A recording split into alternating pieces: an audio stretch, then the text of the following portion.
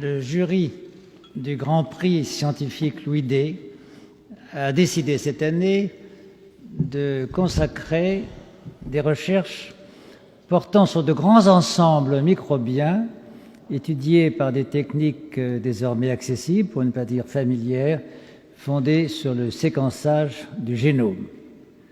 Le prix est partagé entre Didier Raoult, professeur à l'université d'Aix-Marseille, et Chris Bowler, chercheur à l'École normale supérieure de la rue d'Ulm à Paris.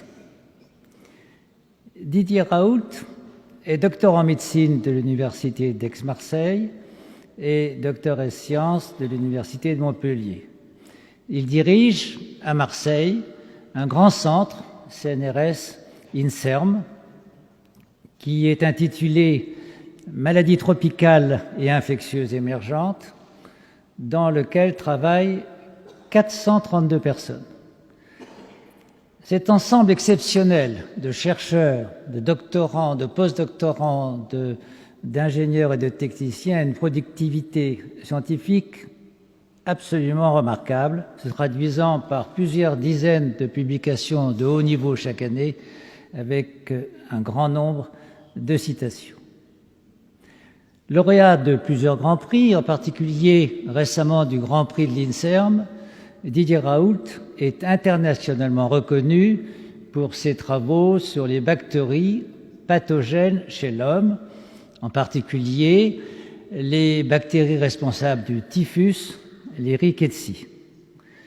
N'oublions pas que plus que les guerres, les infections bactériennes et virales sont responsables dans une large mesure du destin de certains territoires. Ils l'ont été dans le passé, ils le sont encore aujourd'hui. N'oublions pas aussi que les progrès de la lutte contre les infections, d'abord par l'hygiène, puis par les vaccins et les antibiotiques, sont à l'origine de l'augmentation spectaculaire de la longévité observée dans notre espèce depuis 150 ans. Parmi les recherches de Didier Raoult, je voudrais tout d'abord citer sa découverte des mégavirus, des virus d'une taille anormalement élevée qui a surpris tous les observateurs et qui a mené à une véritable révolution dans ce domaine de la microbiologie qui est presque à l'interface entre la virologie et la bactériologie. En fait, Didier Raoult est un chasseur et on pourrait presque dire un collectionneur de microbes. Plusieurs bactéries portent son nom et sa notoriété est encore plus attestée par le fait qu'un genre bactérien s'appelle Raoultella. Didier Raoult s'intéresse aujourd'hui à des sujets qui concernent, comme cela a été dit il y a un instant, les bactéries du tube digestif.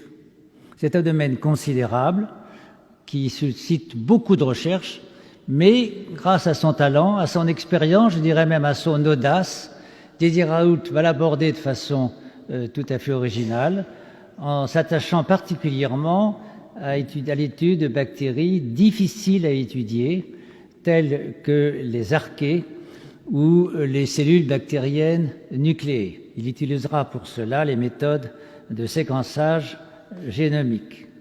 On peut ainsi espérer qu'à partir de ces études, on pourra compléter le répertoire des bactéries composant la flore microbienne du tube digestif, ce qui est d'une importance essentielle quand on connaît le rôle central du microbiote intestinal dans le contrôle de la survenue de maladies métaboliques, de l'obésité, du diabète de type 2, des maladies allergiques et auto-immunes, et même du fonctionnement du système nerveux central. Tout laisse penser que les travaux de Didier Raoult pourront également contribuer, par l'étude des voies de synthèse au sein de ces bactéries, de trouver de nouvelles molécules et qui pourraient devenir à terme des médicaments dans de très nombreuses maladies.